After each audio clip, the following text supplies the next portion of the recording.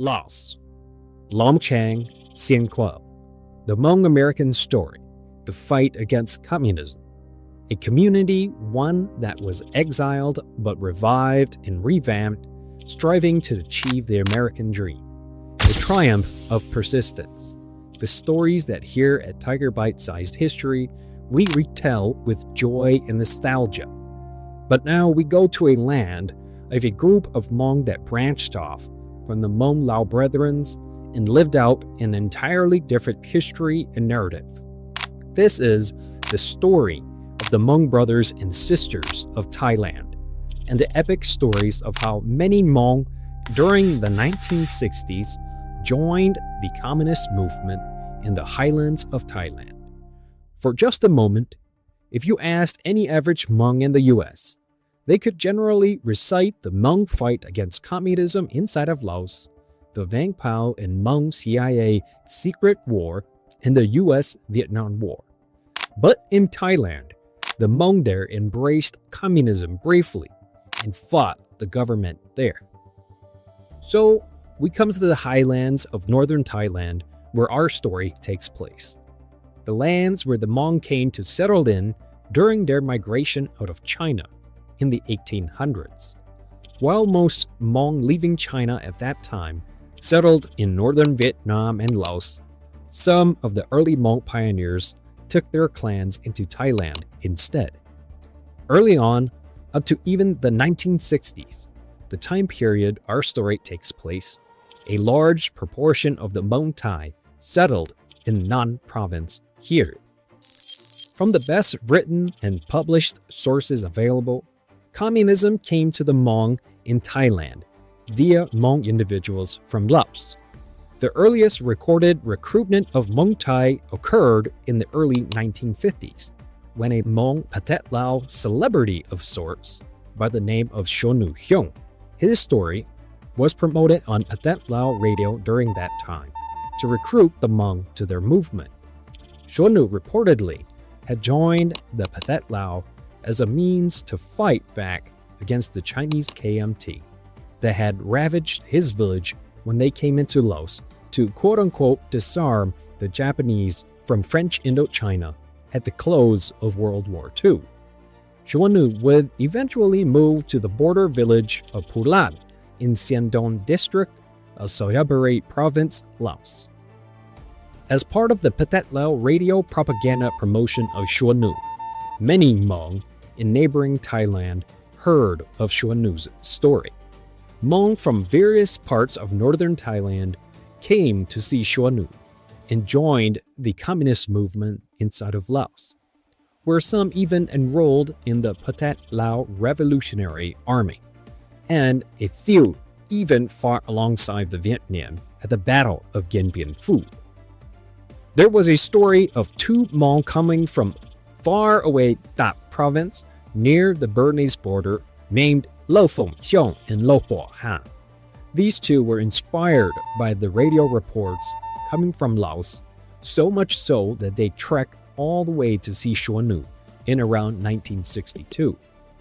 When the mid-1960s came around and Lo Fong and Lo Po had received their political trading with the communists, they returned to Tha to recruit the Hmong there to go for training inside of Laos also. This was the beginning of a trend that would consume the rest of the various Hmong populations in northern Thailand. Now, I want to introduce you to a man almost lost to history, Jong Teng Sae Vang, the Hmong man who sparked the Hmong Thai communist movement that would consume the entire northern region and put the Hmong into the Thai national conversation and become etched in the history of Thailand. Pick up any contemporary book on Thailand, and you'll read of the Hmong communist uprising in the hills. So, for Jong Teng Vang's story, it started with irony. And separate from that, I'll Shonu Hyung and his efforts. For Jong Teng, although being a Hmong Thai born in Thailand, he was actually recruited by the Hmong communists in neighboring Laos. More interestingly, he went to Laos after the urging of his mother to seek out a famous Hmong non-communist military leader, the General Vang Pao. Jong Teng's mother had advised him to search for his prominent, quote-unquote, "Ti" of their Vang clan, who, for all that was rumored among the Hmong Pai, was a top Hmong Royal Lao Army commander. Although to be clear, Jong Teng had no blood relations with General Vang Pao, and all Jong Teng knew from his mother was that they had loose Hmong kinship through traditional clan ties, which in all practicality, him and General Vang Pao were complete strangers. His mother only heard of Vang Pao's name. She's never even met him, nor knew how he looked like.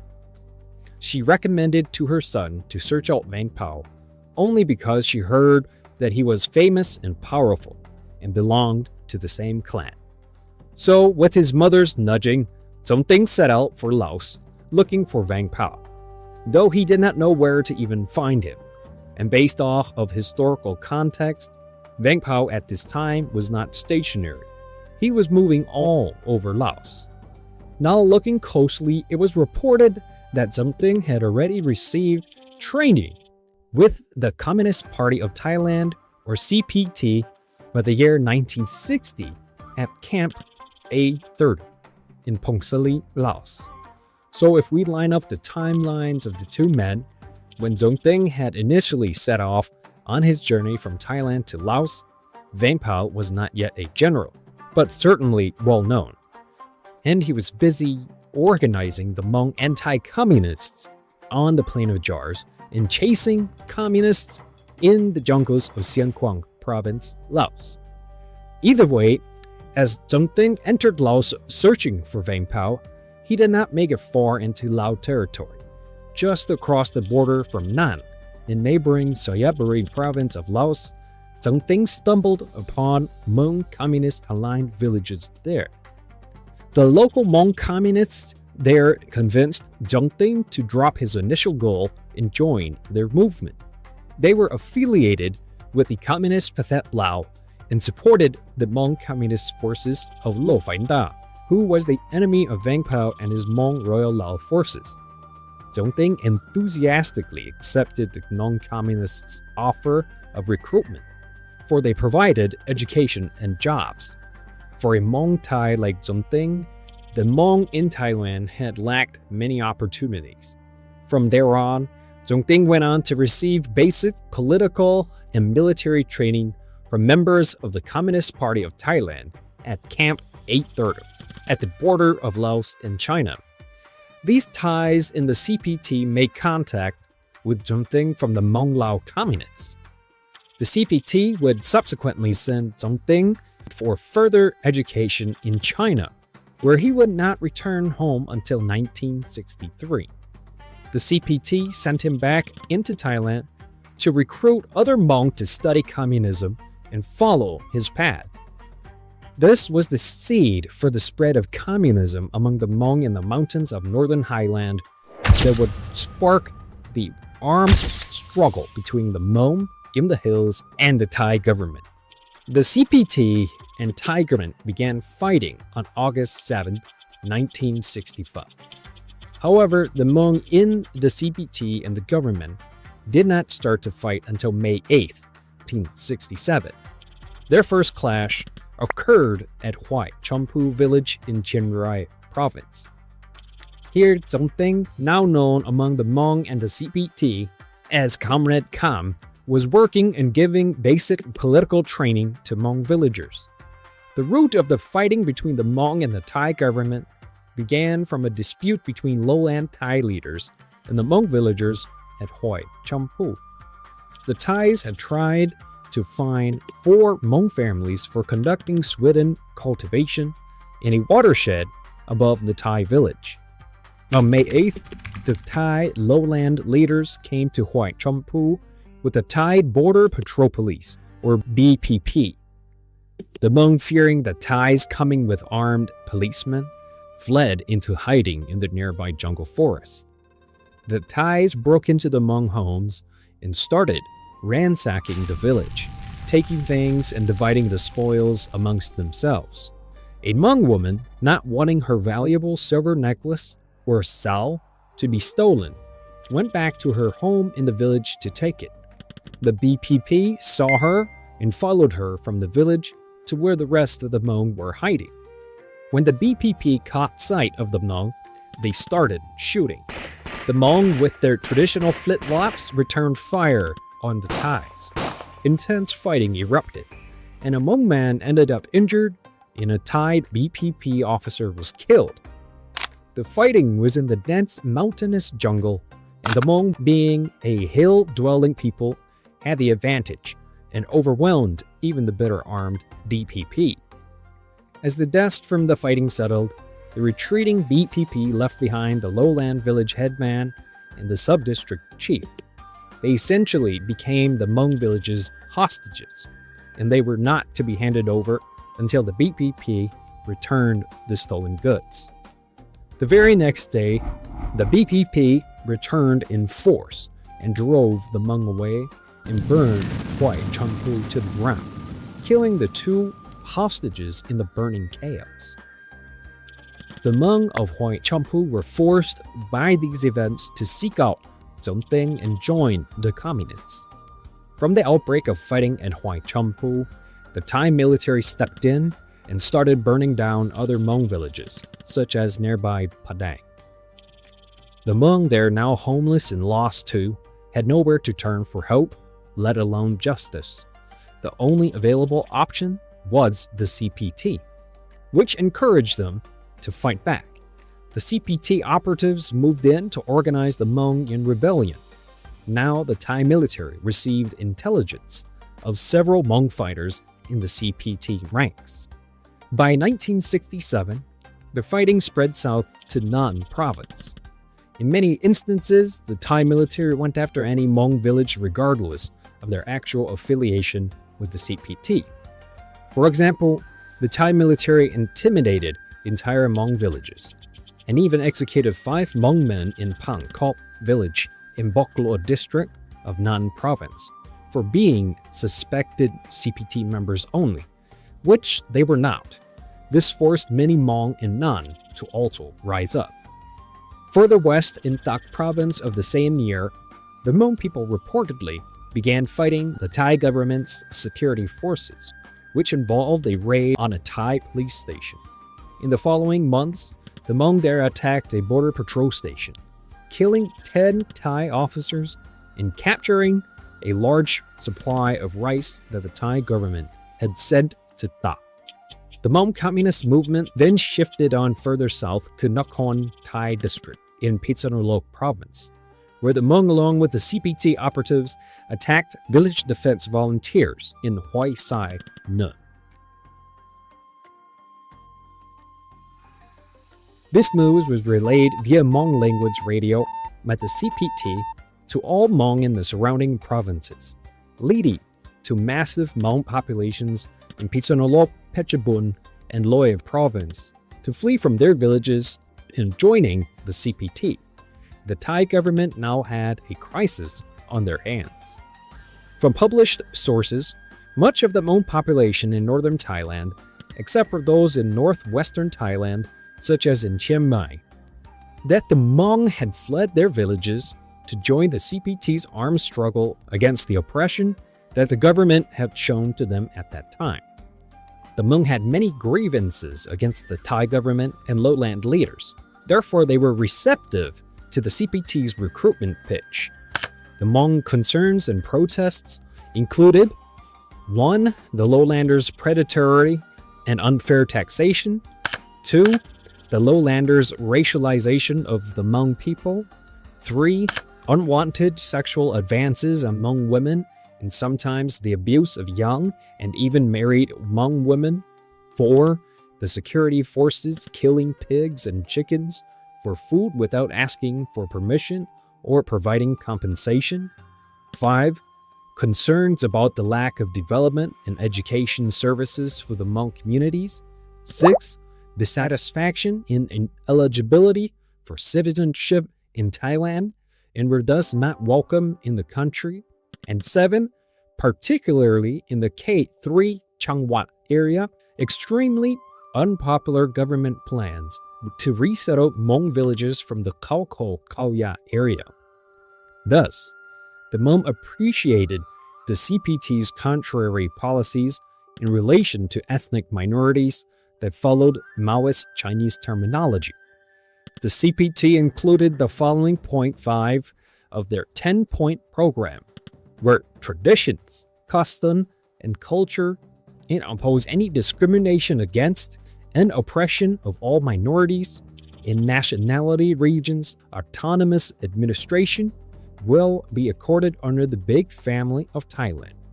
Economic, educational, and public health development would be developed thoroughly and universal.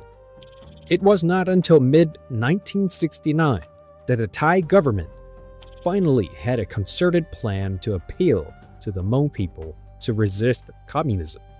However, the CPT's Voice of the People of Thailand radio strongly responded in August 30, exulting that the Thai government had consistently looked down upon the Miao or Hmong, but the Miao or Hmong are aware that the cause of the government are all deceitful schemes. The U.S. Tanom clique were attempting to deceive the Miao or Hmong people to becoming its stooges. By the early 1970s, most of the mountainous areas in northern Thailand where the Hmong people lived had become CPT quote-unquote liberated areas or strongholds. Because the Hmong tended to live in the highest mountains and in the most remote parts of the borderlands with Laos, their territories were easier to defend. They were also able to easily bring in supplies from China via Laos, thus effectively creating a communist state within Thailand. In the communist Thai state-run territories, the CPT's governance plans with the local populations were implemented. Cooperatives were established, and systems of taxation and agricultural products distribution were tested. Schools for children and schools for new adult recruits were established, as were field hospitals. There were local level committees that were set up to govern village and base areas. Similarly, military companies were put together for each base area, led by a pukong or company leader. Hmong were given responsibilities and leadership roles.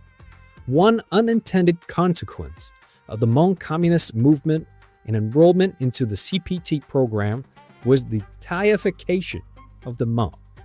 Many of the Hmong from that time period, like former Hmong CPT member Miss Leah Her, said that they would never have learned to speak Thai if they had not joined the CPT.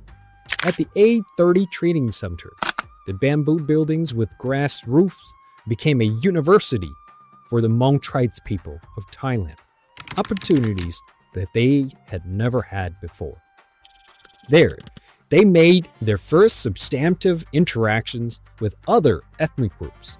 Almost all the Hmong that ended up attending 830 did not speak any Thai, let alone read, but their training was conducted in the Central Thai language. The Hmong students rapidly learned Thai.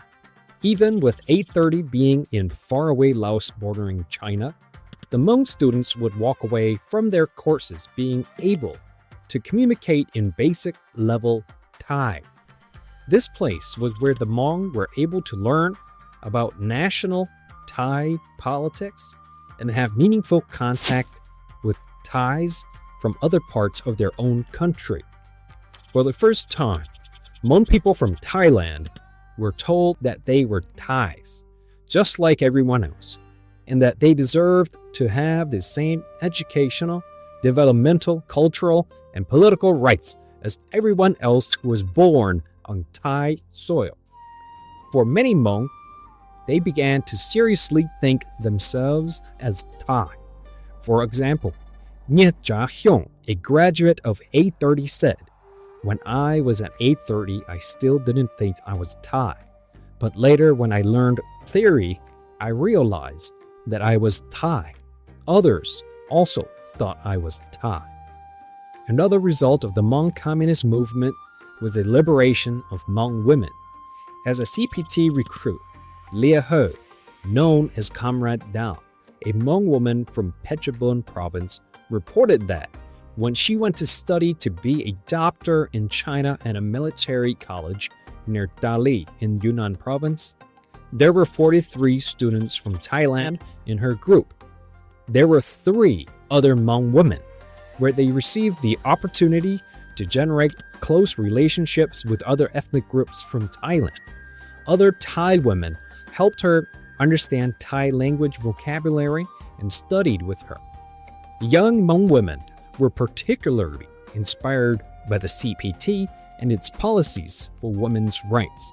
Of course, the young women were interested in education, but the CPT promised gender equality and opportunities to free them from cultural constraints related to the patriarchy of Hmong society of the time. One of the CPT policies related to women was published in 1969, stating that women shall enjoy rights to men in the political, economic, cultural, educational, and vocational fields, bringing the role of women into full play in the revolutionary movement and production, to promote fully welfare work among women and children, ensure education and work to the youth, which enhanced the role of women in carrying out the revolution and production. The Hmong women felt the CPT policies spoke to them and their aspirations for equality. A Hmong female CPT member, Jong Hyung, explained that what caught her attention was when the CPT started recruiting in Mae Jariam district in Nan province, and they stated that women had the right to education, which was something the Thai government was not providing in her area at the time. She also mentions specifically that the CPT committed to banning the traditional Hmong practice of bride napping, or jiponyam, which was when Hmong men, if they wanted to marry a woman or obtain a second wife, but were unable to convince the woman, they would simply abduct them and force them into marriage. In some cases, bride napping was a show, but when it happened without real consent from the bride, it was traumatizing and even led to suicide. Jong Hyung continued that before, Hmong women could not refuse marriage. Young unmarried women dare not to venture beyond their homes for fear of being abducted. Then, with the CPT, the practice was shunned, and women were overjoyed. Jong was given the opportunity to go study at 8:30, then returning to Thailand in 1969 to educate the masses in the Hmong mountain villages. Then, after her good work, she was sent to China for over a year to study to become a doctor, where this type of educational opportunity would never have been possible for Hmong women before, if not for the CPT. The CPT would continue to hold territory in northern Thailand from the late 1960s all the way up to 1982. The Thai government changed their ways and began to truly appeal to the Hmong in ways that would bring tangible benefits and make the Hmong feel embraced in the Thai nation. Amnesties 66-23 and 66-25 were offered by the Thai government in 1980 and 1982. Before even the disintegration of the CPT, the King of Thailand personally came to the Hmong highlands to assert that the government cared for the living conditions and welfare of the Hmong people. A relentless and diligent campaign was launched by the King of Thailand to bring the Hmong people closer to him and the nation. He personally sat and worked with the Hmong to give them new opportunities. He gave them new crops, new land rights to change their farming practices, and to allow the Hmong to earn a living in crops other than opium. Slowly but surely, the Hmong were won over by the benevolent efforts of the king. He genuinely cared for them, and the Thai government changed their policies when it came to the Hmong, finally offering them citizenship pathways and more economic opportunities and protections.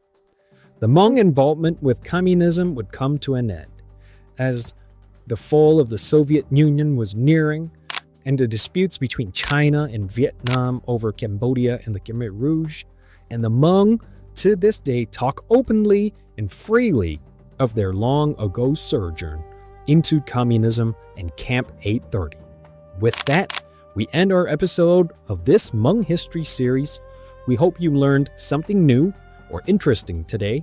Share with our team what your thoughts are on the Hmong communist movement in Thailand. Until next time, please like and subscribe. See you again.